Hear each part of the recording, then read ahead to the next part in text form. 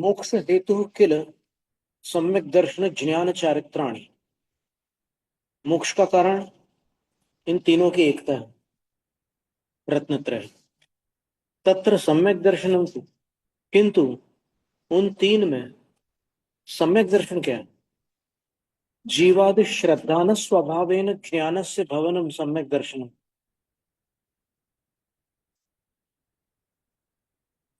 सम्यक ज्ञान क्या है?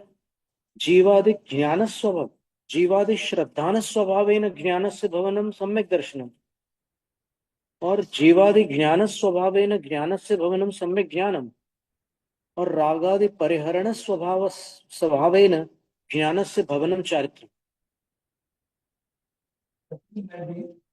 वो अभेद करके बोल रहे हैं। हाँ, विषय तो कुछ न कुछ होता है, किसका शुद्ध, पक्की बात है। वो जिसका हम शुद्ध मानते हैं वो शुद्ध मान का विषय, हाँ, उसका विषय है आत्म प्रतिपत्ति। जिसका हम शुद्ध मानते हैं हाँ, यथार्थ का तो नहीं कर सकते ना। ठीक है ना। तो यथार्थ में प्रतिपत्ति श्रद्धांत का विषय है। ठीक है। इसलिए तो यथार्थ ज्ञान जो है हाँ, उसी का हम श्रद्धांत करें। जानी हुई वस्तु का ही श्रद्धान होता है। और एक वस्तु पहले ज्ञान फिर तत्वार्थ हम्म, प्रवचन करती आगम ज्ञान तत्वार्थ श्रद्धान, संयतत्व। फिर ज्ञान, पहले आगम ज्ञान, हाँ, पहले आगम ज्ञान, फिर तत्वार्थ श्रद्धा, ठीक है। फिर सम्यक ज्ञान, नहीं, फिर संयतत्व, फिर आत्मज्ञान है। ऐसा क्रम, तो क्रम ऐसा है। इन तीनों की जो एकता है हाँ जी। वो फिर आत्मज्ञान। हाँ, ये जो आप बोल रहे हो 241वीं गाथा के ज्ञान के बिना श्रद्धान किसका है? पक्की बात है।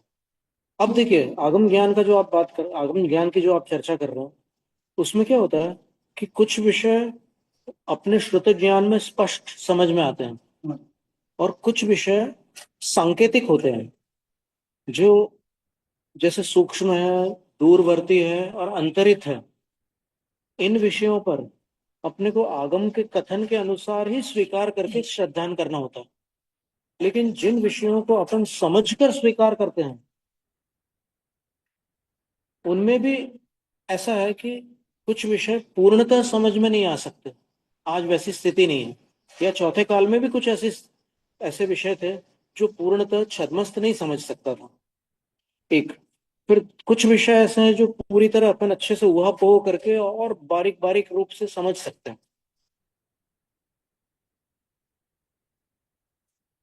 तो सम्यक दर्शन में आने वाले जो विषय हैं, उसके तीन भेद हो गए। एक अर्ध ज्ञात विषय है, एक अज्ञात विषय है, और एक ज्ञात विषय है। तीन भेद हो गए ना। अर्ध ज्ञात विषय क्यों? क्योंकि जो द्वादशांग में वर्णन था, वो वर्णन तो आज उस पर अपन श्रद्धान कर रहे हैं। तो वो जो जितना उपलब्ध है, जिससे जो विषय, जो पदार्थ अपन जान रहे हैं, वो अर्ध ज्ञात है। लेकिन फिर भी अपनी श्रद्धा है तो वो समय कर, ऐसा विवाह बन सकता। और यहाँ जो समयसार की टीका में लिखा है कि मोक्ष के हेतु रत्न, मोक्ष का हेतु रत्नत्रय। एक वचन लिखा है, मोक्ष हेतु हो, फिर सम्यक दर्शन ज्ञान चारित्राणी, ये बहुवचन। तो ये तीन इकट्ठा हो तो मोक्ष का कारण है, ठीक है। और तत्र, उन तीन में, सम्यक दर्शनम तु जीवादि श्रद्धान स्वभावेन ज्ञानस्य भवनम। ज्ञान का जीवादिकों के प्रति श्रद्धान रूप से परिणमन सम्यक दर्शन है। और जीवादि ज्ञान स्वभावेन ज्ञानस्य भवनम ज्ञानम। और जीवादिकों को जानने रूप ज्ञान का परिणमन सम्यक ज्ञान है। और रागादि परिहरण स्वभावेन ज्ञानस्य भवनम चारित्र। और रागादिक के परिहार रूप ज्ञान का जो परिणमन है, वो चारित्र है। तो तदेवं सम्यक दर्शन ज्ञान चारित्राण्येकमेव ज्ञानस्य भवनम आयातम। इससे क्या आया कि ये तीनों एक ज्ञान का ही भवन अर्थात होना है। ततो ज्ञान में वो परमार्थ मोक्ष हेतु है, इसलिए ज्ञान ही परमार्थ मोक्ष का कारण है। जी, ज्ञान से भवनम, इसका मतलब आत्मा, सब ज्ञान से आत्मा का, जैसे निर्देशन है ज्ञान से आत्मा, क्योंकि आत्मा ज्ञान, स्वयं ज्ञान, ज्ञान जन्य नहीं करोति है। किम पर भावस्य कर्ता आत्मा। तो आत्मा ही ज्ञान है, ज्ञान ही आत्मा है, ये समझदार नहीं ऐसा, लगता। अच्छा एक मिनट, अब इसमें जैसे आचार्य क्या कहते हैं उस पर एक नजर डालते हैं।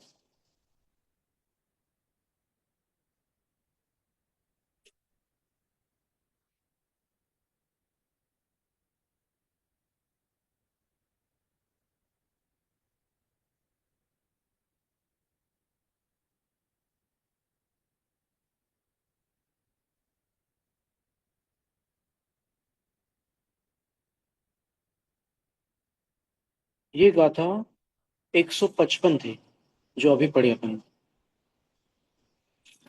जीवादि सद्धरणम सम्मतम तेसि मधिगमोणाणम रागादि परिहरणम चरणम एसो एसोदु मुख पहो।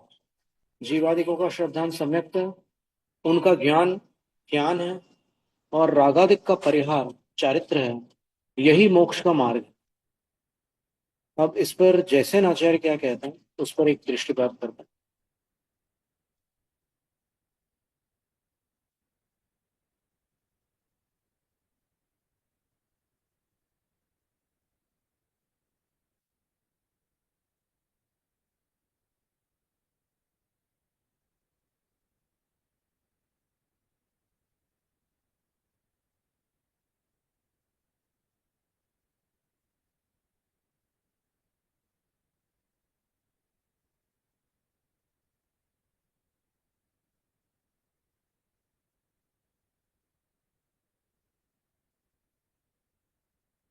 अतः तेषाम अज्ञानिनां निश्चय मोक्ष हेतु दर्शयति। अब उन अज्ञानियों को निश्चय मोक्ष का कारण दिखलाते हैं। जीवादि सद्धरण सम्मतम, जीवादि नव पदार्थानां विपरीताभिनिवेश रहितत्वेन श्रद्धानं सम्यक दर्शन। जीवादि नौ पदार्थों का विपरीत अभिनिवेश से रहित होने से जो श्रद्धान हो रहा है वह सम्यक दर्शन। तेषामेव संशय विमोह विभ्रम रहितत्वेन अधिगमो निश्चयः, अधिगमः निश्चयः परिज्ञानम सम्यक ज्ञानम। अधिगम, निश्चय, परिज्ञान, इसको सम्यक ज्ञान कह रहा है। रागादि परिहरण चरणम तेषामेव संबंधित्वेन रागादि परिहारश्चारित्रम एषोदु मुख्य भव इत्येवं व्यवहार मोक्ष मार्ग। अथवा तेषामेव भूतार्थेनादिगतानां पदार्थानां शुद्धात्मनः सकाशात् भिन्नत्वेन सम्यक अवलोकनम निश्चय सम्यक्तम। अब ये निश्चय वाली बात कर रहे हैं कि उन्हीं पदार्थों का शुद्धात्मा से भिन्न रूप अवलोकन करना निश्चय सम्यक है। तेषामेव सम्यक परिच्छित्ति रूपेण शुद्धात्मनो भिन्नत्वेन निश्चयः सम्यक ज्ञानम, और उन्हीं पदार्थों का सम्यक ज्ञान रूप से शुद्धात्मा से भिन्न प्रकार निश्चय करना सम्यक ज्ञान। तेषामेव शुद्धात्मनो भिन्नत्वेन निश्चयं कृत्वा, और उन्हीं को शुद्धात्मा से भिन्न रूप निश्चय करके रागादि विकल्प रहितत्वेन, रागादि विकल्प से रहित होकर स्वशुद्ध आत्मन्य अवस्थानम, अपने शुद्ध स्वरूप में अवस्थान होना निश्चय चारित्र में निश्चय मोक्ष मार्ग। तो जैसे नाचार्य महाराज ने वो विषय नहीं लिया जो अमृतचंद आचार्य लिए, उससे भिन्न कथन है।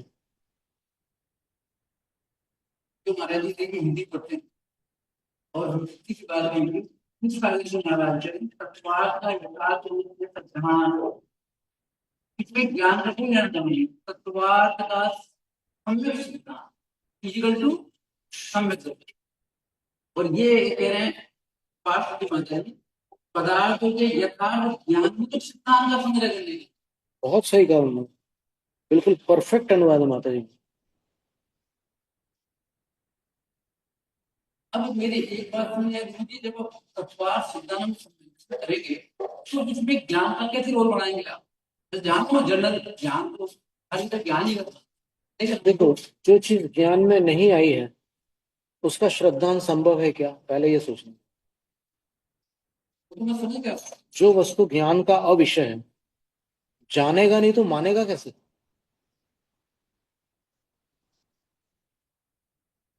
ठीक ठीक है।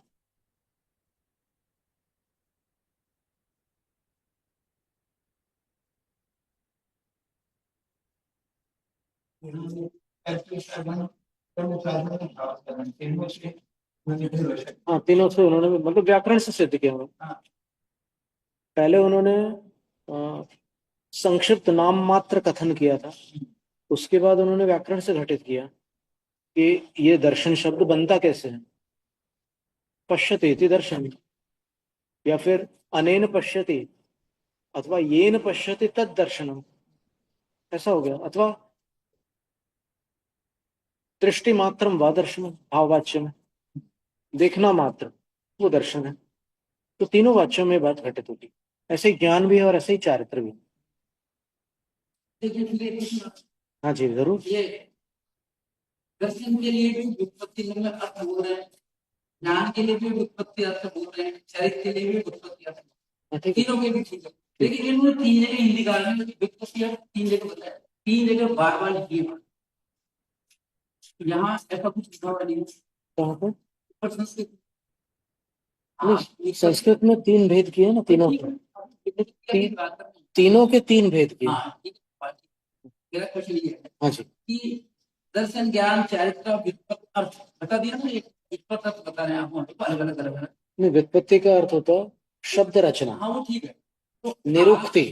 हमारा क्वेश्चन ये है कि दर्शन के लिए भी व्युत्पत्ति बोला है, ज्ञान के लिए एक बार लिखने ना, तीन बार क्यों लिख रहे हैं? कुछ तो क्वेश्चन बोलते हैं। नहीं नहीं, पृष्ठ पेषण वहां नहीं है। ये कर रहे हैं कौन सा? ये हिंदी का, ये हिंदी का ये भी कर रहे हैं, हिंदी भी कर रहे हैं और सभी लोग कर रहे हैं ये हिंदी का। हम तो हिंदी पढ़ते हैं ना गुरु जी, देखिए आप दोनों का तो काम कर रहे हैं, हम ये तो हमारा क्या होगा? नहीं नहीं, और ऐसा कुछ नहीं है। मतलब ज्ञानावरण का क्षयोक्षम असंख्यात प्रकार का। तत्वार्थ वार्तिक में बताया कि ज्ञानावरण कर्म असंख्यात प्रकार का है। तो जिसका जो ज्ञानावरण क्षयोक्षम को प्राप्त हो रहा है, उसके अंदर वो वाला ज्ञान उद्घाटित होता है। जैसे देखिए आप, जो वाद्य वादक है उसके पास गायन संबंधी क्षयोक्षम नहीं है। कोई साइंस वाला है, उसके पास आर्ट्स वाला क्षयोक्षम नहीं है। तो इससे उन्होंने, आचार्य अकलंग भट्ट ने ये प्रमाणित किया है कि असंख्यात दो कर्मों के असंख्यात भेद होते हैं, बाकी सब कर्मों के संख्यात भेद। और वो दो कर्म है नाम कर्म और ज्ञानावरण कर्म, इसके असंख्यात भेद बताए उन्होंने। अब दर्शनावरण के असंख्यात भेद इस विवक्षा से बन सकते हैं कि जितने प्रकार का ज्ञानावरण का क्षयोक्षम है, उसके पूर्व दर्शन होना अनिवार्य है। क्योंकि छद्मस्तों का ज्ञान दंसण पूर्वम नाणम छदमत्थाणम न दोन्ही हुए होगा, तो उस अपेक्षा से बनेगा। ऐसा है। तो दर्शन ज्ञान का दर्शन ज्ञान का व्युत्पत्ति पर अर्थ करते हैं। हाँ, ये लोग एक साथ लेंगे। ठीक है। अब दर्शन का व्युत्पत्ति पर अर्थ ये है, ज्ञान का व्युत्पत्ति का अर्थ ये है। अरे तो बच्चा क्या होता है, साइंस के बारे में तीन बार कोई काम व्युत्पत्ति अपनी है, व्युत्पत्ति अपनी है, ठीक है ये क्या करें? नहीं, तीन वाच्य होते हैं। नहीं तो तीन बार से तो एक बार लिख दिया ना, व्युत्पत्ति हम जाने व्युत्पत्ति अपनी है। नहीं तो तीन बार कहाँ लिखा है? तीन बार लिखा हुआ हिंदी में, हिंदी में? पंडित जी कह रहे हैं लिखा हुआ, नहीं, हिंदी में कहाँ लिखा है तीन बार? आप जबरदस्ती को, मैं इसको किस पे बोल रहा हूँ, जबरदस्ती को तीन बार लिखा है आप। नहीं ऐसा आप क्यों सही, चलिए आगे दर्शन की व्युत्पत्ति अच्छी ना, ज्ञान की अच्छी सारी चीजें अच्छी, तीन बार व्युत्पत्ति नहीं, तीन बार व्युत्पत्ति कुल 9 व्युत्पत्ति है। ऐसा है। हाँ बोलिए, पुलिस जाते हैं इसकी बात दर्शन की व्युत्पत्ति अच्छी है, मेरी बात सुनिए, ज्ञान की सुनिए, मेरी बात है यहाँ दर्शन की तीन को समझ में आया है, ये तत्व की बात, कुछ की बात है। ये वाला जो विषय है, ये शब्द शास्त्र का। क्वेश्चन तो कर सकते हैं। ऐसा है कि तीन वाच्य होते हैं व्याकरण में, तीन प्रकार के वाच्य, और उन वाच्यों को साधन भी कहते हैं। जो पंडित जी ने अभी कहा ना, कर्तृ साधन, कर्म साधन और भाव साधन। तो वो जो कर्तृवाच्य का मतलब ये हो गया कि जो श्रद्धान करता है वो दर्शन है, ठीक है। फिर कर्मवाच्य ये हो गया कि जिसके माध्यम से श्रद्धान करता है वो दर्शन है। और भाववाच्य का ये हो गया श्रद्धान ही दर्शन है, ठीक है, एकदम सिंपल। और ये तीन व्युत्पत्तियां ज्ञान में भी लागू होगी और चारित्र में भी लागू होगी, ऐसा है। नन एवं, अब शंकाकार की शंका है, सएव कर्ता सएव करणम इत्यायातम तच्च विरुद्धम।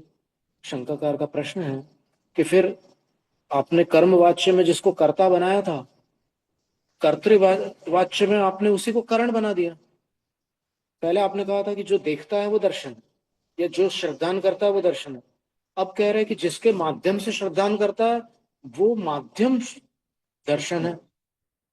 तो ये बात तो विरुद्ध हो गई, ये शंकाकार कह रहे हैं। सत्यम, आचार्य कहते हैं कि सही बात है। कर्मवाच्य और कर्तृवाच्य में बिल्कुल विरोध आ रहा है। स्वपरिणाम परिणामिनोर भेद विवक्षायाम तथा विधानात्।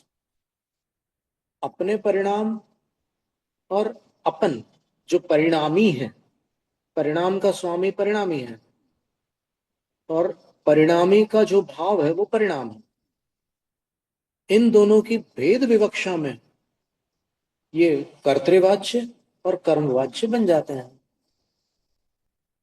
अगर एक दृष्टि से देखो तो कौन श्रद्धा कर रहा है? श्रद्धान, श्रद्धान श्रद्धा कर रहा है। और दूसरी से दृष्टि से देखो कि श्रद्धान के द्वारा कौन श्रद्धा कर रहा है? तो जीव कर रहा है। तो ऐसे तो साधन बन जाएंगे। यानी वो जो अनेन, ये जो शब्द आया ना, जिसके द्वारा श्रद्धान कर रहा है वो सम्यक तो गुण है, और जो श्रद्धान कर रहा है वो आत्मा है। तो जब ऐसे भेद करेंगे तो फिर ये कथन होगा कि जिसके द्वारा श्रद्धान करता है वो सम्यक दर्शन है। श्रद्धान कौन करता है? जीव। अब अगर, अब वो कर्म कर्तृवाच्य में आई है तो बोलते हैं मेरी आंख तुमको देख रही है। एक उदाहरण समझ ना, मेरी आंख तुमको देख रही है, तो आंख देख रही है या जीव देख रहा है? दोनों सच है। मेरी आंख तुमको देख रही है कर्तृवाच्य हो गया, और मैं आंखों से तुमको देख रहा हूं ये कर्मवाच्य हो गया। तो दोनों कथन मिथ्या नहीं है, दोनों कथन विवक्षा से सही है। यथा अग्निर्दहति ईंधनम दाह परिणामेन। अग्नि ईंधन को अपने दाह परिणाम से जलाती है, ठीक है। और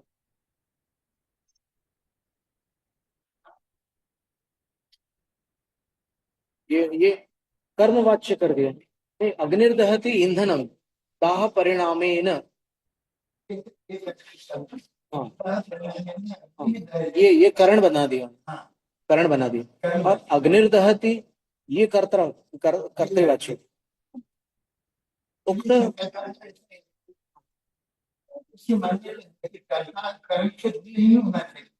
अच्छा, हाँ, ये मतार्थ लेना पड़ेगा। देखिए, ये महत्व की बात बताई पंडित जी ने।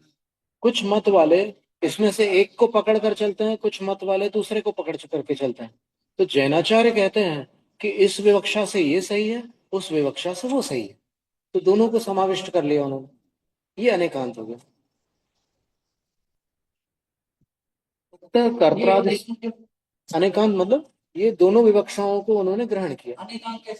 अनेकांत का अर्थ, अगर आप उस वस्तु स्वरूप की ओर जाएंगे, हाँ, तो वस्तु स्वरूप में जो अनेकांत है और पंडित जी नाराज हो जाएंगे। नहीं नहीं, देखिए अनेकांत शब्द का प्रयोग कई स्थानों पर आचार्यों ने इस रूप में भी किया है, जिस रूप में अभी हम कर रहे हैं, ठीक है। इस रूप में भी किया है। हाँ, वाह। ऐसा प्रयोग इसी भी होता रंग है, तो वो बात है। तो उक्त कर्त्रादि साधन भाव, ये कर्तृ, करण, कर्तृ, कर्म और भाव, ये साधन भाव बता दिया। पर्याय पर्यायिणो रेकत्वानेकत्वम प्रत्यानेकांतोपपत्तौ, पर्याय और पर्यायी यानी द्रव्य, इन दोनों के बीच एकत्व और अनेकत्व के प्रति अनेकांत है, तो उसकी संगति होने पर स्वातंत्र्य, पारतंत्र, विवेक, विवक्षोपपत्ति है। स्वतंत्र विवक्षा में कर्तृवाच्य हो गया कि पश्यति इति दर्शनम, देखने वाला श्रद्धान है, या जान मानने वाला श्रद्धान है। और परतंत्र विवक्षा में देखो तो कर्ण साधन हो गया, तो श्रद्धा के द्वारा वो मान रहा है। कौन मान रहा है? आत्मा। ऐसा, तो इसलिए एकस्मिन नप्यर्थे, एक पदार्थ में भी न विरुद्ध थे, ये दोनों प्रकार के वाच्य विरोध को प्राप्त नहीं होते। अग्नौ दहनादि क्रियाया कर्त्रादि साधन भाववत, अग्नि में जैसे जलाने आदि की जो क्रिया होती है, आदि शब्द से प्रकाश भी करती है अग्नि, जलाती भी है और भोजन को पकाती भी है। तो जैसे वो सारा साधन भाव घटित अग्नि में हो जाता है, वैसे ही बाकी द्रव्यों में भी ये बात घटित होती है। ज्ञान ग्रहणम आदौ न्याय्यम, शंकाकार की शंका है कि आपको सूत्र में पहले सम्यक दर्शन न कह करके पहले सम्यक ज्ञान कहना था। क्यों? दर्शन से तत्पूर्वकत्वात् अल्पाचतरत्वाच्च, बोले कि जिसको जाना है उसी का तो श्रद्धान किया है, इसलिए आपको पहले ज्ञान लिखना था, बाद में दर्शन लिखना था। और दूसरी बात, ज्ञान में 2 अक्षर है, दर्शन में 3 अक्षर है, तो सूत्र का नियम होता है कि कम अक्षर वालों को पहले स्थान मिलता है और अधिक अक्षर वालों को बाद में स्थान मिलता है। ये प्रश्न हो गया। ठीक है, अब आचार्य क्या उत्तर देते हैं? नैतद युक्तम, ये उचित नहीं है जो आप कह रहे हो। क्यों? क्योंकि युगपद उत्पत्ति है, सम्यक दर्शन और सम्यक ज्ञान एक साथ उत्पन्न होता है, क्रम से नहीं होता।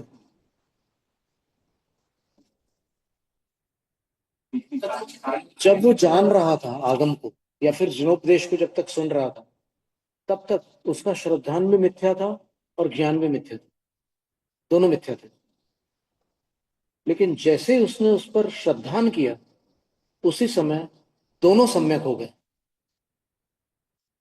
एक कथनचित ज्ञान और दर्शन अलग नहीं है। नहीं, काल की अपेक्षा से अलग नहीं है, लक्षण की अपेक्षा से अलग है। आगम ज्ञान को कोई व्यक्ति समझ रहा है, तो आगम ज्ञान की मिथ्या नहीं, उसका श्रद्धा नहीं मिथ्या। आगम ज्ञान तो सिद्ध की, लेकिन जिसका श्रद्धान मिथ्या है उसकी आत्मा, अपना ज्ञान मिथ्या है, वो आगम ज्ञान मिथ्या नहीं है। नहीं, आगम ज्ञान मिथ्या बिल्कुल नहीं है, उसको तो मिथ्या कह ही नहीं सकते। आगम के जो वचन है वो तो भगवान के वचन, वो भगवान के वचन, वो उनको समझ नहीं पा रहा है। हाँ संशय विपरीत, हाँ, ऐसे इसलिए मिथ्या। वो जब तक वो करण नहीं होंगे अंदर, हाँ, सम्यक दर्शन के पूर्व जो 5 करण, 5 लब्धियां होती है ना, उसमें अंतिम करण लब्धि है। तो करण लब्धि के अंतिम समय तक वो जो प्रचंड पुरुषार्थ चल रहा है सम्यक उत्पत्ति का, वहां तक मिथ्यात्व उदय में है। बहुत बड़ी बात है, देशना लब्धि में वो आगम को स्वीकार कर चुका है, लेकिन तो भी अभी कुछ कसर बाकी है। प्रायोग्य लब्धि में 34 बंधापसरण कर रहा है और करण लब्धि में 3 करण कर रहा है, अतः प्रवृत्तिकरण, अपूर्वकरण, अनिवृत्तिकरण। और अनिवृत्तिकरण के बाद में अंतरकरण कर रहा है। जब औपशमिक सम्यक होता है तो वो अंतरकरण करता है ना, वो जैसे पानी में उतरा कोई, पानी में पत्तियां वत्तियां पड़ी है, तो उसको हटा करके अंदर डुबकी लगा दो। इसी प्रकार वो अंतर्मुहूर्त काल के लिए उन कर्मों का उपशम करके फिर सम्यक दृष्टि होता है। ऐसा है।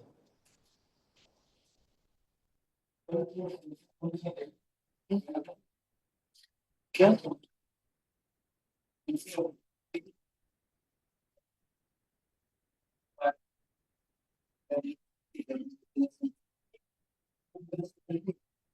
विकल्प और संशय जो है, दो कोटि का ज्ञान, अर्थात दो कोटियों को छूने वाला ज्ञान, दो निर्णयों को स्पर्श करने वाला ज्ञान, लेकिन अनिर्णित ज्ञान, ये है अथवा ये है, उसको संशय कहते हैं। और विकल्प जो है, संशय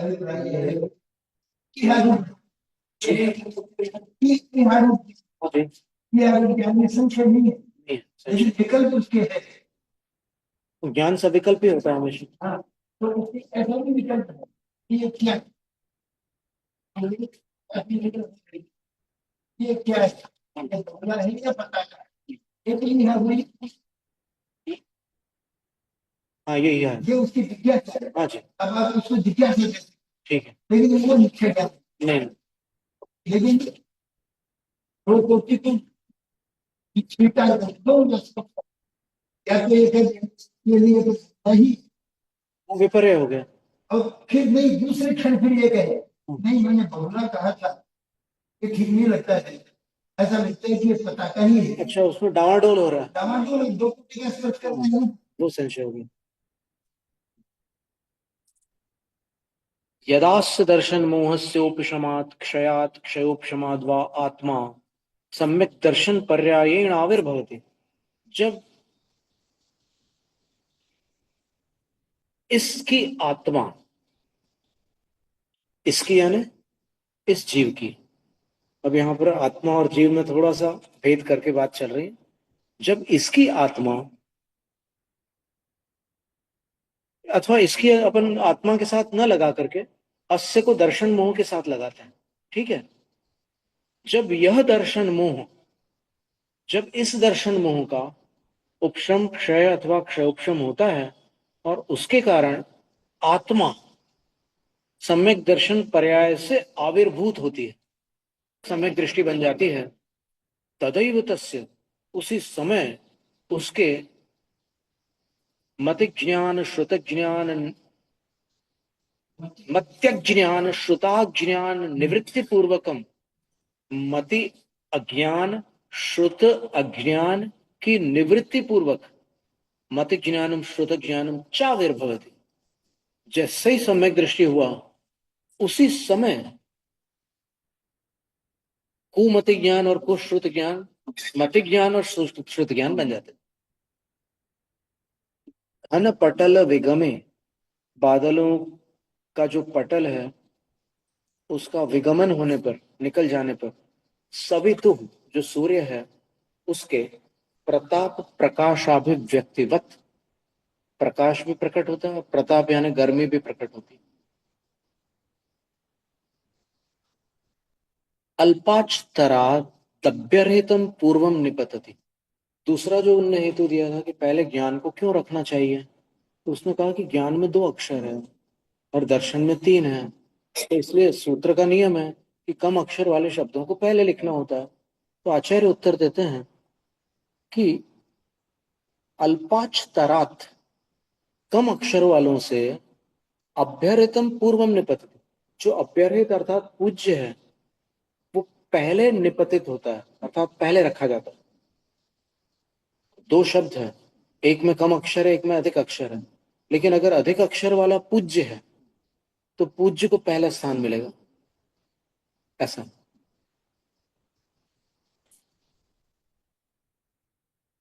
द्वंद्व समाप्त करने हाँ जी। तो अल्पाक्ष तो पहले तो उसको और भी पहले हाँ जी। हम सर्वनाम जरूरी नहीं है। अच्छा अच्छा, ये दोनों में, समाहार और इतरेतर दोनों में लागू होगा। समाहार द्वंद्व में और इतरेतर द्वंद्व में, दोनों में लागू होगा ये नियम। ठीक। क्योंकि सम्यक दर्शन ज्ञान चारित्राणि इतर इतर द्वंद्व है। हाँ, समाहार में तो एक वचन होता संसार में कितने है, एक वचन ही होता है। तो वो रात के चाहिए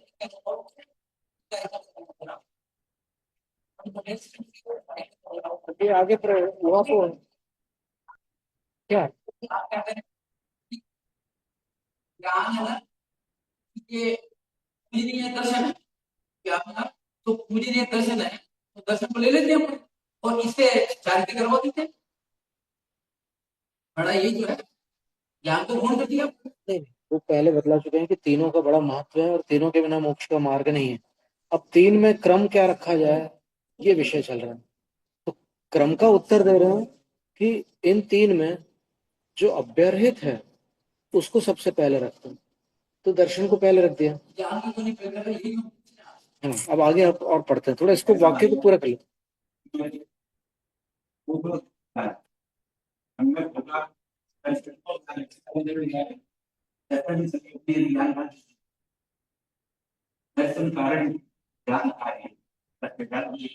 ऐसा छेड़ाला में तो लिखा है, पुरुषार्थ से द्विपाय में भी लिखा कि ये जो आराधना है, तो सबसे पहले सम्यक दर्शन की आराधना क्यों करते हैं?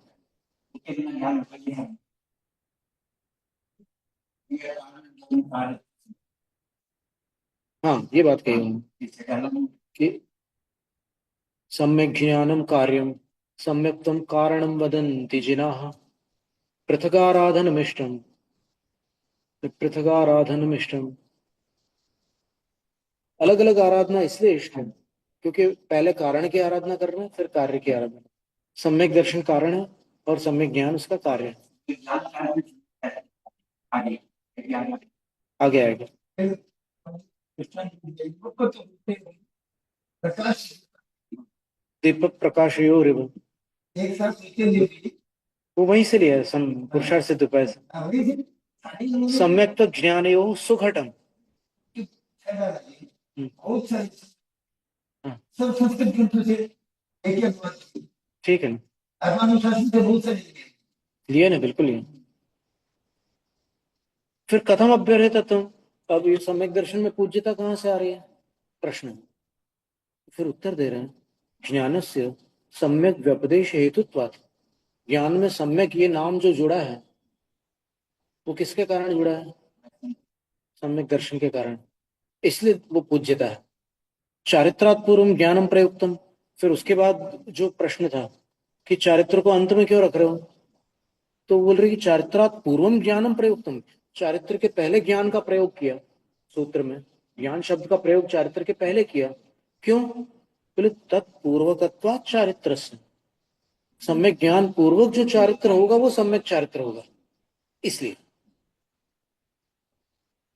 सर्व कर्म विप्र मोक्षो मोक्ष, सब कर्मों से विप्र मोक्ष, विशेष रूप से प्रकृष्ट रूप से मोक्ष होना मोक्ष है, छूट जाना। तत्प्राप्ति उपाय मार्गम, मार्ग, उसकी प्राप्ति का उपाय मार्ग है। मार्ग इति चैक वचन निर्देश है। सूत्र में मार्ग एक वचन है और रत्नत्रय बहुवचन। समस्तस्य मार्ग भाव ज्ञापनार्थम, तीनों होंगे तो मार्ग होगा, इसका ज्ञान कराने के लिए उसको एक वचन में दिया। तीनों मिलाकर मार्ग है, अलग अलग मार्ग नहीं है, तीनों मिलाकर के मार्ग है। तीन व्यस्तस्य मार्गत्व निवृत्ति है, इसलिए पृथक पृथक जो है उनमें मार्ग पने की निवृत्ति होती, कृता भवती, हो ही जाती है।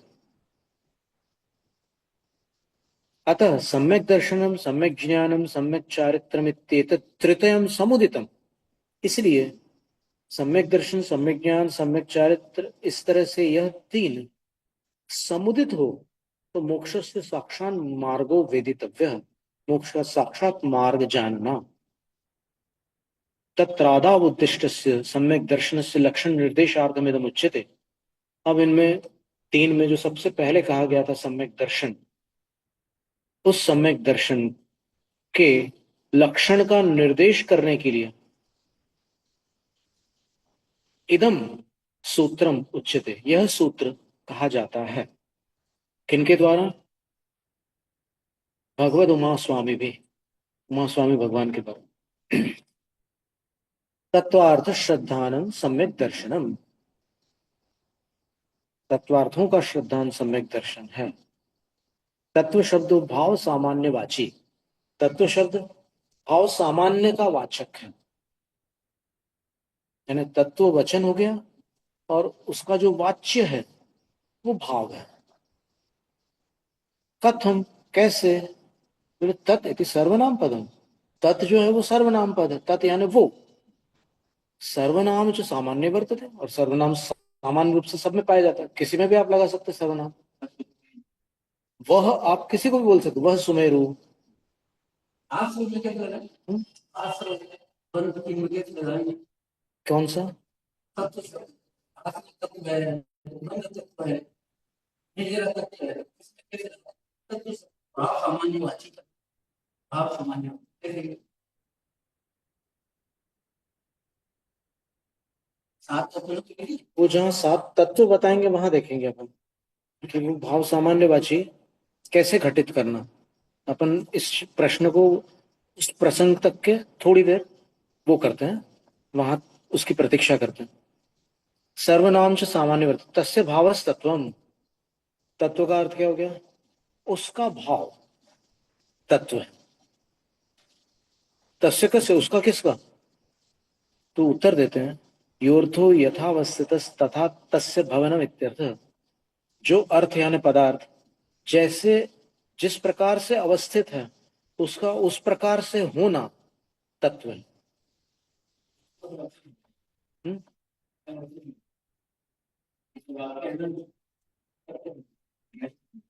क्या बोल रहे हैं? नहीं, ये वाक्य को थोड़ा खुलासा कर दिए। खुलासा करें।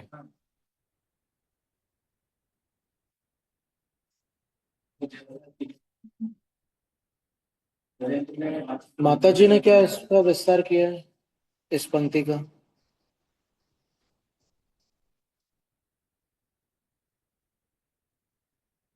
जो अर्थ यथावस्थित है, जिस प्रकार से अवस्थित है उसका वैसा होना,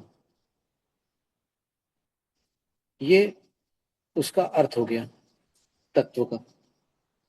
जो पदार्थ जिस रूप से व्यवस्थित है तो उसी रूप से होना तत्व कहलाता है। जीव का जीव रूप होना जीव तत्व हो गया, पुद्गल का पुद्गल रूप होना अजीव तत्व हो गया। ये और भी अजीब हो सकता है, उदाहरण पुद्गल था। तो फिर पदार्थ के जिस समय में मिला, जिस समय का समय का है? नहीं, इसमें समय शब्द नहीं है। जो ऐसे इसका जो सकुच रूप से होना, इन सत्य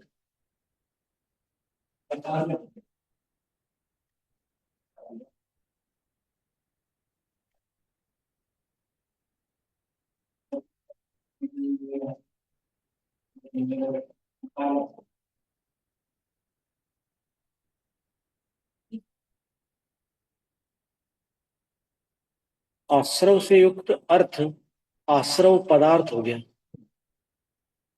और जो आश्रव भाव है वो आश्रव तत्व हो गया। आश्रय भाव है, आश्रय ठीक है। जिसका भी जो भाव, हाँ उन भाव को पता है। हाँ, फिर पदार्थ क्या हुआ? पदार्थ उस तत्व का आश्रय है, आधार है। हाँ तो आगे भाव विभाग है। है ना? लेकिन आप तो पदार्थ है क्या? आश्रव पदार्थ भी है ना। आश्रव पदार्थ किसको कह रहे हैं? हाँ कैसा है? वो वो भाव जिस द्रव्य में विद्यमान है उस भाव सहित द्रव्य को पदार्थ कह, तत्वार्थ कह रहे हैं। भाव को तत्व कह रहे हैं, और जिस पदार्थ में वो तत्व है उसको आश्रव, जिस वस्तु में वो तत्व है उसको आश्रव पदार्थ कह रहे हैं, वस्तु को पदार्थ कह रहे हैं। मैं भी वस्तु के बिना भाव संभव नहीं। बिल्कुल ठीक है। जैसे मैं जैन हूं, हाँ तो मेरे में जन्नत है, ठीक है। तो फिर अब चैन ही नहीं हो तो जन्नत तो किसमें हो? ठीक बात है, पदार्थ में ही तो भाव होगा ना, ठीक है। है ना? पदार्थ के तो भाव संभव ही नहीं। इसीलिए अलग अलग जब पदार्थ नीति आई हुई तो वस्तु सामान्य विशेषात्मक है, द्रव्य पर्यायात्मक है, तो पर्याय भावी तो परिणाम ये अर्थ पर्याय, हाँ, तो वो फिर अलग से इनमें अलग करने का कारण ये बताते हैं कि संज्ञा, संख्या, लक्षण और प्रयोजन से वो अलग करते हैं, भेद विवक्षा करते हैं। देखो तो ठीक और अभेद विवक्षा में सबको एक करके बोलते हैं। यहाँ तत्व तत्वार्थ में तत्व और अर्थ, हाँ, अर्थ में आ गया था तत्व, अर्थ में तत्व आ गया था ना, वस्तु में आ तो गया, लेकिन द्रव्य गुण अर्थ, पर्याय प्रवचन साल का 10 अर्थ जो है वो तत्व का लक्षण नहीं था, तत्व का लक्षण भाव है। तत्व का तत्व का जो लक्षण है वो भाव है, यानी तत्व भाव स्वरूप है, भावात्मक है। अभी सम्यक दर्शन की बात चल रही है, मुझे सम्यक दर्शन नहीं, का लक्षण बनाना है, अभी अपन तत्व का लक्षण नहीं बनाना है। तो आपने जो प्रश्न किया कि तत्व और फिर पदार्थ, हम तो ये पूछ कर रहे हैं अर्थ में ये चीज आ गई थी, अर्थ में तत्व आ गया था, नियम से आ गया, लेकिन तत्व में अर्थ नहीं था, हाँ नहीं था, तो इसलिए तो दोनों को मिलाकर तो बोलना तत्व पड़ेगा। में तो तभी क्यों नहीं लिया फिर उन्होंने? देखो, तत्वार्थ में तभी क्यों नहीं लिया? तत्व जब आपने भाव तत्व को लिया, तब पदार्थ में वस्तु में द्रव्य को भी ले लेते फिर आप, और द्रव्य की कहीं चर्चा नहीं है कुछ बात समझा, रूप में समझा, नहीं, केवल कुछ में तो आचार्य महाराज ने द्रव्य की चर्चा की है। नहीं, अभी जो प्रकरण चल रहा होगा ना तत्वार्थ, हमने फोर्स किया तत्व के ऊपर, तो मैं फोर्स कर रहा हूँ द्रव्य के ऊपर, तो द्रव्य के ऊपर फोर्स क्यों नहीं है? यही यही यही आपकी बात है, तत्वार्थ सज्ञानम सम्यक दर्शन,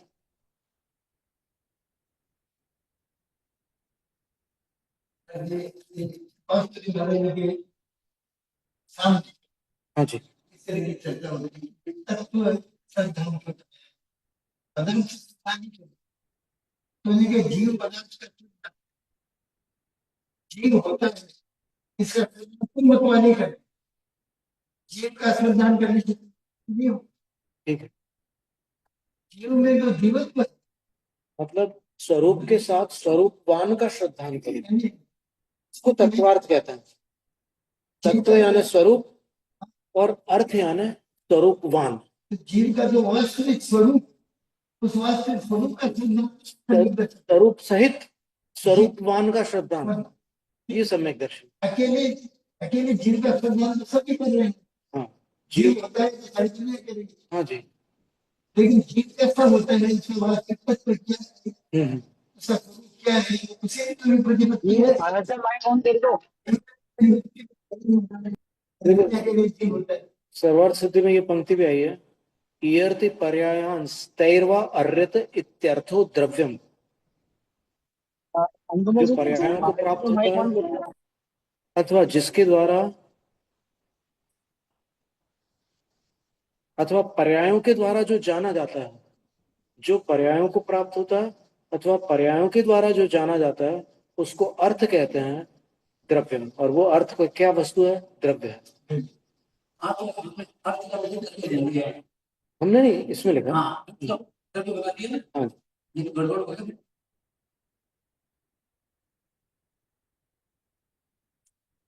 शिव भारती में जी तत्वों तत्व तत्व जो बना है ये तत्व नहीं है, तो विशेषण है तत्व के, ये सात तत्व तत्व के विशेषण है, तत्व नहीं है, ऐसा क्या है?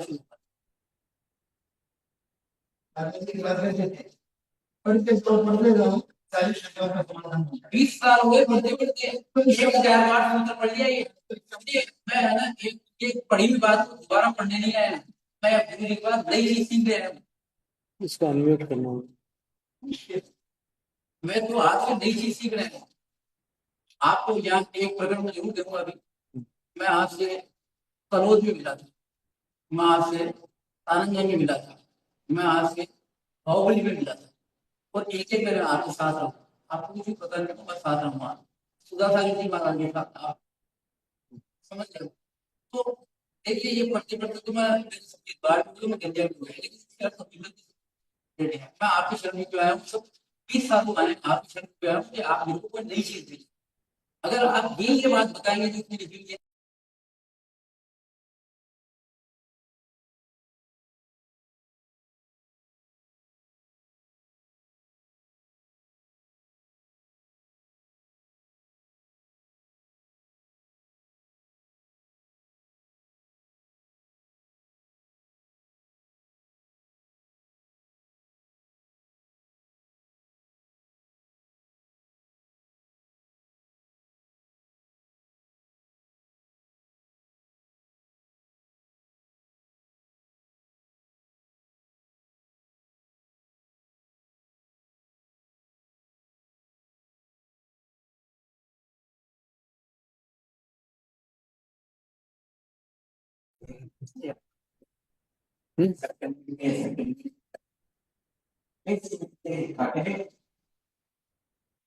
कोई प्रश्न कैसी बेटी है, देख लो शब्दों में तो यह है और कोई प्रश्न कैसी बेटी तो खाते देख। तो मिठास तत्व हो गया और शक्कर जो है वो अर्थ हो गया, ऐसा तत्वार्थ बनेगा। शक्कर भी किस पर्याय है? नहीं, अभी वहां पर अपन द्रव्य गुण पर्याय वाली बात वहां नहीं कर रहे अपन। अपन दृष्टांत, दृष्टांत एक देश है, एक देश है, एक देश दृष्टांत है। ये दृष्टांत की बात देखी तो जो वास्तविक वस्तु है ना, वो बहुत नीचे चला गया, इसीलिए वो फेवर के लिए हाँ जरूर। आप चाहे तो ये अलग से चेक करना है कि आप कितना अच्छा है। मेरे को इसे ये पेपर ये एक्यूरेट है कि नहीं, हाँ सही बात, ठीक है। अच्छी बात।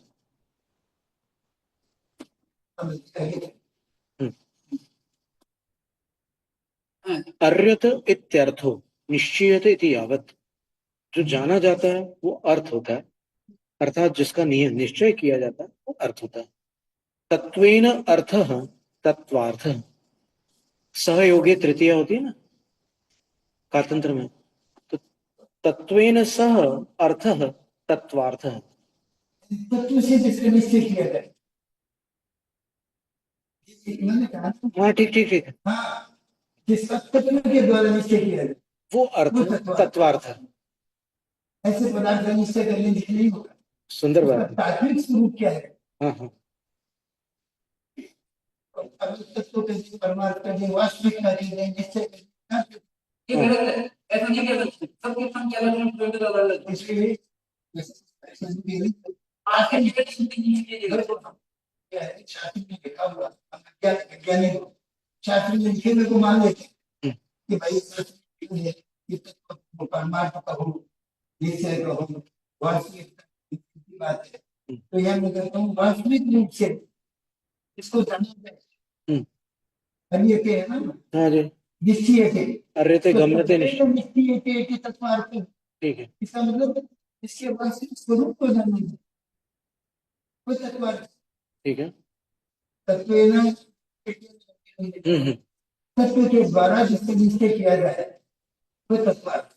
बिल्कुल पकड़, पकड़ की बात है। अथवा भावेन भाववतो विधानम, भाव के द्वारा भाववान का कथन,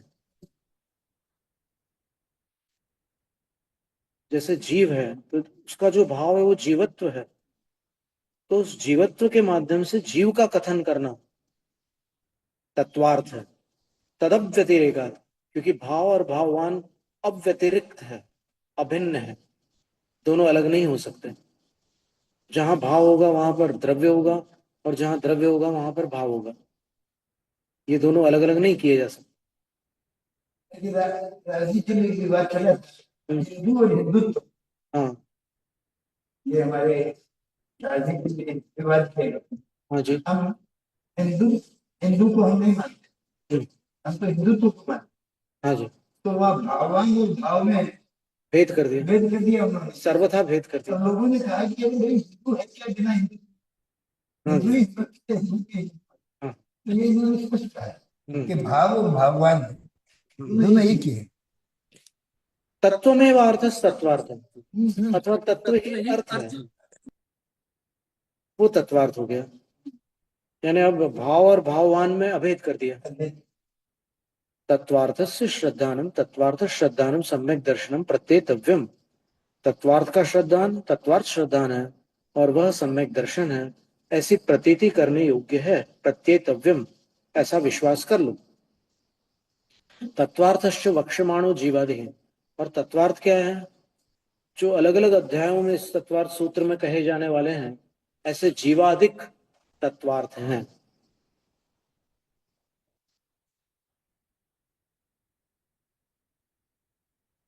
पहले ये मतलब कि बोलने से क्या सीखती थी? एक तत्व का अन्य के निश्चय के तत्व। ठीक है, बिल्कुल। एक तत्व में वर्तन तत्वार्थ है। इसे तत्व। हाँ, दोनों तरफ से ठीक है।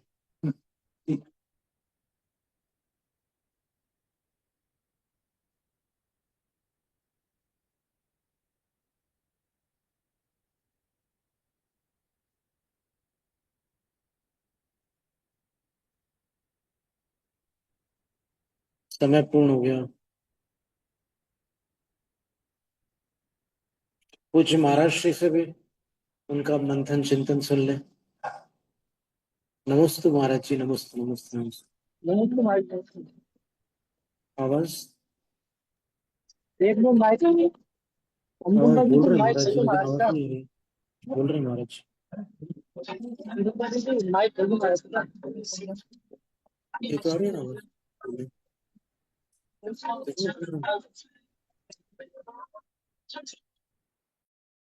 यानी बस मैं अगर आवाज आज चलती हो तो महाराज का माइक खोल दो। नमस्ते महाराज जी। महाराज जी कुछ बोलिए यार, हम आपको सुनने के लिए बैठे हैं। और गुरुजी माइक से वो पहचाना कि नहीं महाराज जी? अनम्यूट करो बटन एक पे दबा दीजिए। महाराज बोल रहे हैं लेकिन अब म्यूट हो रहे हैं महाराज। म्यूटेड अनम्यूट भी है।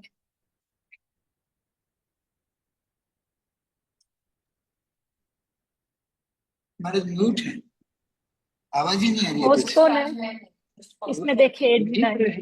महाराज जी के यहाँ पर तो ऑलरेडी अनम्यूट का कमांड दिया है, और उनको कोहोस्टिंग भी है, वो जब चाहे उसको खोल सकते हैं वैसे। तो वहाँ कौन ऑपरेट कर रहा है? आवाज नहीं आ रही है। अब वहां पर कोई तो ऑपरेट जो कर रहा है उनको देखना पड़ेगा।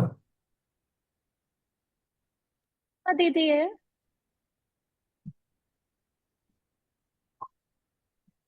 क्योंकि महाराज जी के यहाँ पर कोहोस्टिंग है ऑलरेडी। म्यूट है बट अनुकंपा दीदी आपका फोन म्यूट है।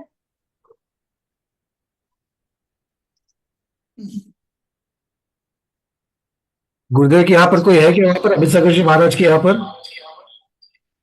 कृपया अनम्यूट करिए वहां से।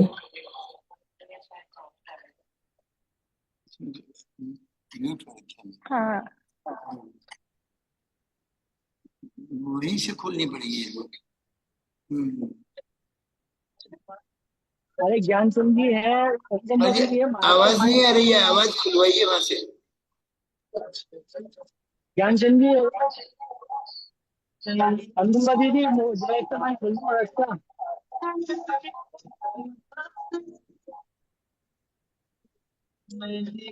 वहाँ पास में कौन है? एक बार सामने आइए।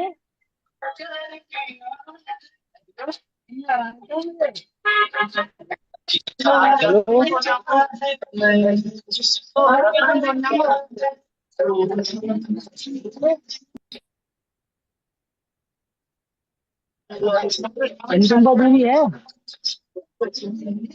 अनुकंपा दीदी ये तो पहले चेक करके रखा हुआ था, इसमें से कोई तो थे वहां पर, पहले आवाज भी चेक की है। महाराज जी ने पहले वार्तालाप भी किया था। अरे दीदी महाराज जी पास में कौन है? एक बार सामने लाइए उनको, हम बताते हैं।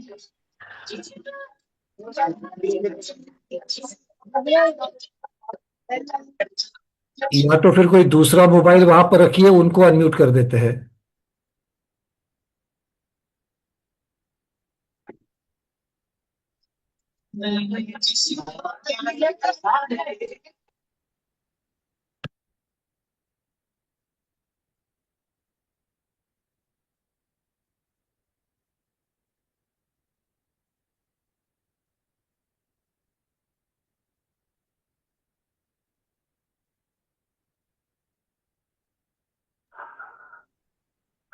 हाँ, हाँ, अब आवाज। अब महाराज जी का माइक खुल गया है। महाराज जी बोलिए। हाँ खुल गया मैं।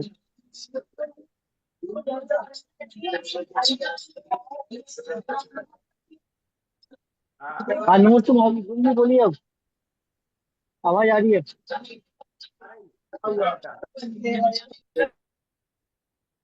देखो, व्याकरण अर्थ से अपन सिद्धि कर रहे हैं, और समय सार का जो सम्यक दर्शन, सम्यक ज्ञान, सम्यक विचार, वो भिन्न है। आध्यात्मिक माँ में इसे इसको चली नहीं पाती। वहां पर 9 तत्वों के सिद्धांत को सम्यक दर्शन कहा है, और यहाँ पर 9 पदार्थ या 7 तत्वों के सिद्धांत को सम्यक दर्शन। तो पहले जो दृष्टिकोण है वो हमें खोलना होगा। हम लोग अध्यात्म को डालेंगे तो यहाँ पर आगम सिद्धांत की सिद्धि नहीं हो सकती। सिद्धांत जो अपन को पकड़ना है, सिद्धांत में ठीक है, हम जानकारी के लिए अध्यात्म के समय सारणी में, प्रवचन सारणी में, वो अध्यात्म के विषय से हट करके हमें पहले सर्वार्थ सिद्धि की सिद्धि कर, क्योंकि ये जो है परिभाषाएं भिन्न भिन्न। वहां पर समय सारणी में एक है दिया कि पुग्गल कम पदे सक्रियम तम ही जान प्रसन्न। जो चेतना उद्गल कर्म क्लेशों पर स्थित है, उसका चिंतन कर रहा है, वो पर समय। दर्शन ज्ञान चारक को मोक्ष मार्ग कहा उन्होंने, तो जो चेतना दर्शन ज्ञान चारक पर स्थित है वही समय, और सम्यक दर्शन ज्ञान चारक प्राणी मोक्ष मार्ग, समय सार ही इसका संक्षेप रूप है। दृष्टिकोण पैदा करना पड़ेंगे, तब हम इससे तत्वार्थ सूत्र को अच्छी तरह से समझ सकते। विषय को हम विस्तार तो कर सकते, लेकिन इस विषय को हम वहीं क्लियर करें जिस स्वरूप में, जिस वस्तु स्वरूप भेद और स्वामी भेद। मास्टर कुंजी है, उसका स्वरूप कौन है और स्वामी कौन है। तो तत्व का स्वरूप क्या है और उसका स्वामी कौन है। तो स्वामी जो है वही पदार्थ। मीठा क्या है, तत्व है, पर मीठा कहाँ है, शक्कर में है, लड्डू में है, मीठे में, उसमें मिठाई में है। ये जो चीजें जो भिन्नता को दर्शित कर रही हैं, जब तक हम इसको क्लियर अपने अंदर नहीं करेंगे तो उसकी सिद्धि नहीं हो सकती। अभी चालू होने के पहले पदार्थ की बात चल रही थी, हमारे पंकज जी साहब बोल रहे थे, अभी हम लोगों के अंदर पदार्थ की ही डेफिनेशन क्लियर नहीं हो रही। तो बहुत सारी चीजें ऐसी हैं कि जब तक हम लोग उनको क्लियर नहीं करेंगे, द्रव्य की कितनी सारी परिभाषा है, अलग अलग पृष्ठों पर, अलग अलग संदर्भों में आचार्य भगवंतों ने द्रव्य की परिभाषाएं बताई।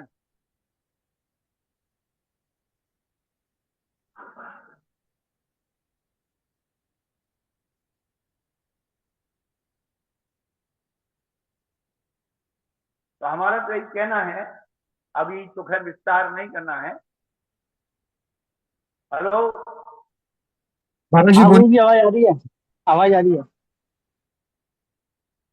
तो अभी ज्यादा अपन को नहीं करना है। हम तो ये सोचते हैं कि भाई व्याकरण से जो सिद्धि हो रही उसको कर लो, आगम से सिद्धि हो रही, अध्यात्म में अलग ही चीज है, उसका क्रम ही बिगड़ा हुआ है। जीव अधिकार, अजीव अधिकार, कर्ता कर्म अधिकार, पुण्य पाप अधिकार, फिर आश्रव अधिकार, फिर संबर अधिकार, फिर निर्जरा अधिकार, उसके बाद बंध अधिकार आया, फिर मोक्ष अधिकार आया। तो वहां तो वो सारा क्रम बिगड़ा हुआ है, लेकिन वो बिगड़ा नहीं है, वो बड़े वैज्ञानिक ढंग से रखा है कि वहां पर संबर के बाद, निर्जरा के बाद बंध क्यों दिया। सभी विद्वानों के लिए निर्जरा के बाद बंध अधिकार क्यों दिया और बंध के बाद मोक्ष क्यों दिया। जी ये बड़ा चिंतनीय जी महाराज जी,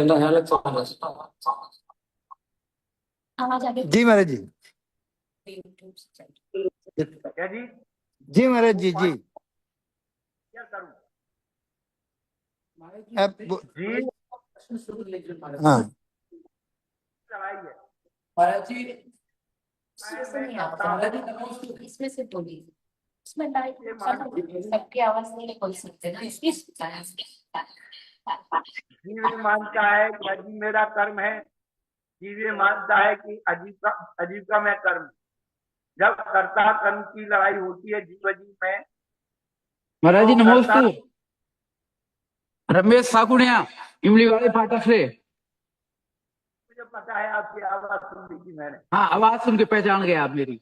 मैं आपसे एक विनती कर रहा था, पदार्थ में और वस्तु में क्या डिफरेंस है, थोड़ा बताने की कृपा करें आप। देखो ऐसा है, वो पर्यायवाची नाम है। वस्तु, व्यक्ति, आकृति आदि पदार्थ, ये नहीं, जो है पर्यायवाची न्याय। नाम तो है, वो तो मैं जानता हूँ। मेरे को तो आप इसमें डिफरेंस बताइएगा दोनों में, पदार्थ में और वस्तु में। या न्याय शास्त्र में पदार्थ को वस्तु कहा है। हर हर जो है चीज का अलग। न्याय शास्त्र में वस्तु को पदार्थ का या पदार्थ को वस्तु का? न्याय शास्त्र में वस्तु को पदार्थ का या पदार्थ को वस्तु का? है, पदार्थ को वस्तु का है न्याय शास्त्र में। बोलो। हाँ ठीक है महाराज, नमस्ते महाराज।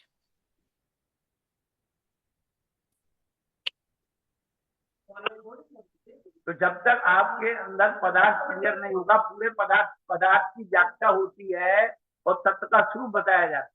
तो समय सार जी ने तत्वों का स्वरूप बताया है। उन्होंने ये कह दिया कि यदि आप उसमें गुणस्थान मार्गना जी समाज की चर्चा करते हो तो वह बंध की कथा है। प्रकृति स्थिति अनुभाग बंध की कथा करते हो तो बंध की कथा है। उन शब्दों को बड़े गहराई से पढ़िए, तो वहां पर समय सार जी ने ये आप गुणस्थान मार्गना ये लगाते हो तो बंध की कथा है, उससे आपका कुछ नहीं होने वाला। उसे शुभाश्रय होगा, शुभानुबंधी निर्जरा होगी।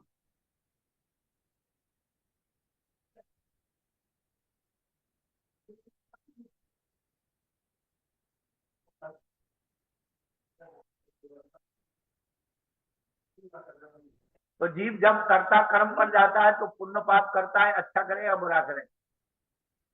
तो समय सार जो है कहता है कि आप पुण्य पाप दोनों को आश्रय होगा, पुण्य पाप दोनों करो, दोनों के ही आश्रय होगा।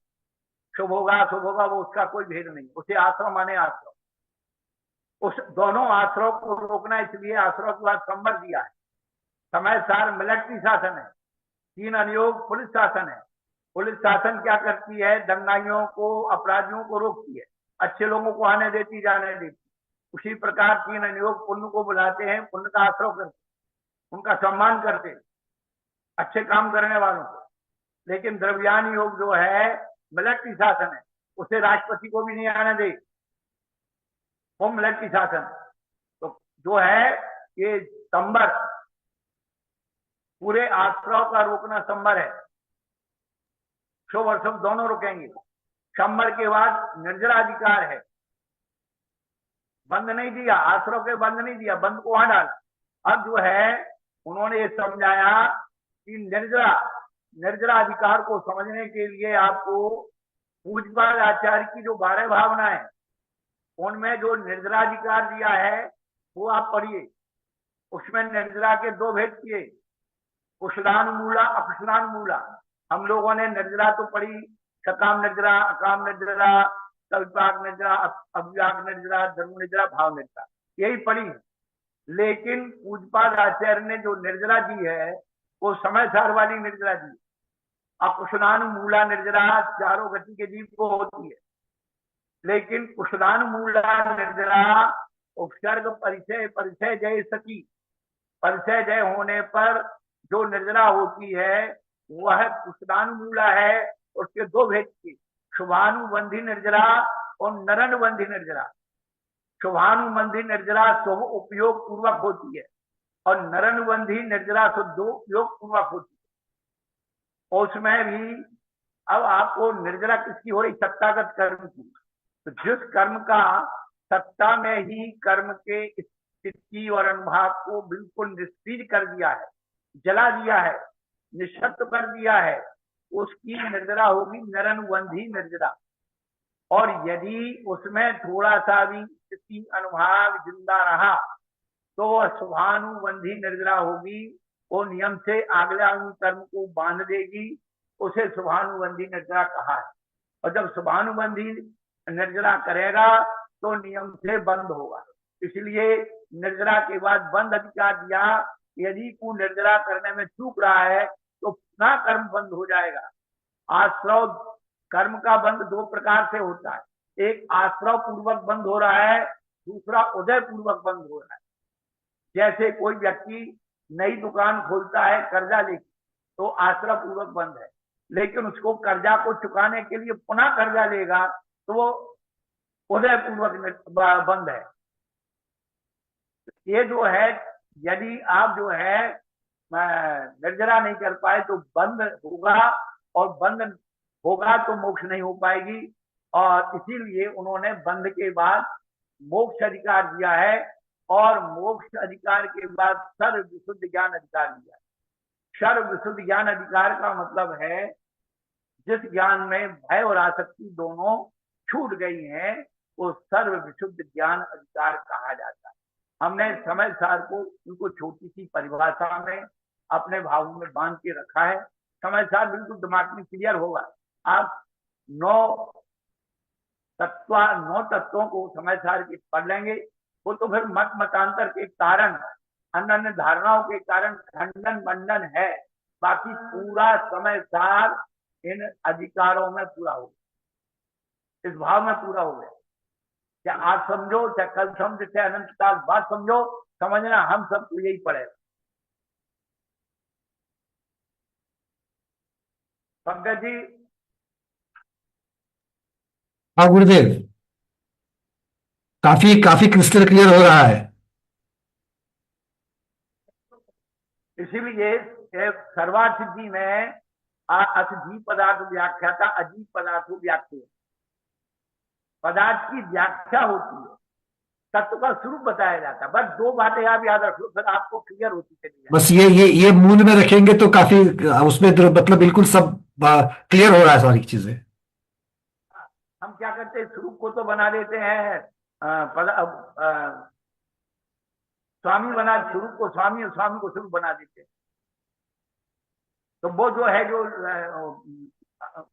संकरता हो रही है, अनुयोग संकरता बहुत हो रही है भैया जी। अनुयोग संकरता, जिस अनुयोग की शंका हो, उस अनुयोग से आप उसका समाधान करें। शंका है कर्णानुयोग की, आप चरणानुयोग डाल रहे हैं। शंका है चरणानुयोग की, आप कर्णानुयोग द्रव्यानुयोग डाल रहे हैं। कहां से समाधान हो?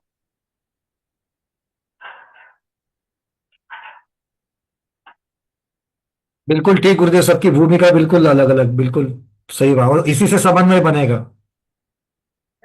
हमारे पास भी एक बार विचार आया था कि भाई हमारे गुरु महाराज भी शास्त्र का प्रमाण दे रहे हैं, आप भी शास्त्र का प्रमाण दे रहे हो, किसको सही मान?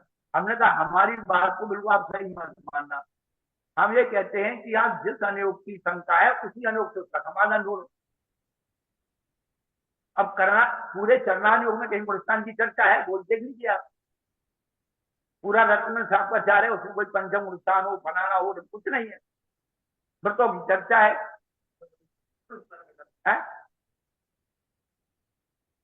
रत्न सापाचार में गुरुओं का स्वरूप बताया, विद्यासा बताती तो शरारम परिग्रह ज्ञान ध्यान तपोरा तपस्वी सब सत्य।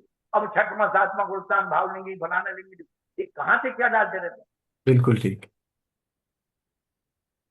और जो अष्टपाहड़ आदि हैं, हम आपको और संकेत कर रहे हैं कि अष्टपाहड़ आदि आचार्य भगवान ने क्यों लिखे कि जब हमारा मतभेद हो गया श्वेतांबर, उनके खंडन के लिए ये सब लिखा है कि जो दंशन से भ्रष्ट है वे भ्रष्ट, सिद्धांति चरी भट्टा, तुम तो सिद्धांत से भ्रष्ट हो गए, मोक्ष मार्ग से भ्रष्ट हो गए। सही है। जो पाहड़ ग्रंथ लिखे हैं वो सारी के सारे दर्शन पाहड़ आदि जो है, ये सब उस बात की सिद्धि के लिए कि जो लोग उधर उधर जा रहे थे उनको स्थित करने के लिए लिखा। प्रवचन की 4 चूल का अधिकार भी उनके खंडन के लिए, वो अपने धर्मिक चलाने लगे कि असंजय देना बंदे बच्चे धरो नमी बंदो बनाना, ये सब हो गई। अभी हम शुल्लक जी यहाँ थे तब एक बहुत अच्छी बात आई कि ड्रेस कोड जो है, जो उनसे भगवान का दिया हुआ जो वेश है वो पूजनीय है, गुणस्थान पूजनीय नहीं है। अब तो मिथ्यादर्शी मुनि महाराज बन के बैठता है, उसकी पूजा करते कि नहीं करते? उसका कौन सा थर्मामीटर लगा करके गुणस्थान देखते? तो ये कर्णान योग को हर जगह तुम डालना है, ये आगम का अवर्णवाद है। ये बड़ी बात है ये, बिल्कुल ठीक।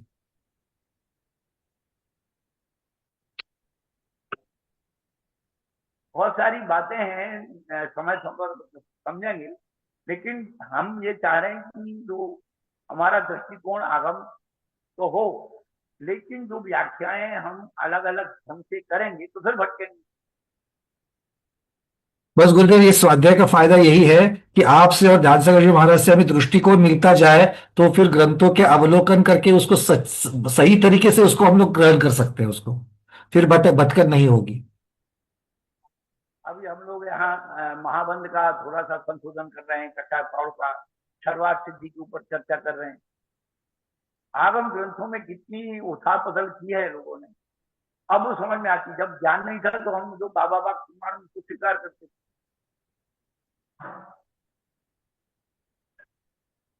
बहुत सही है ये।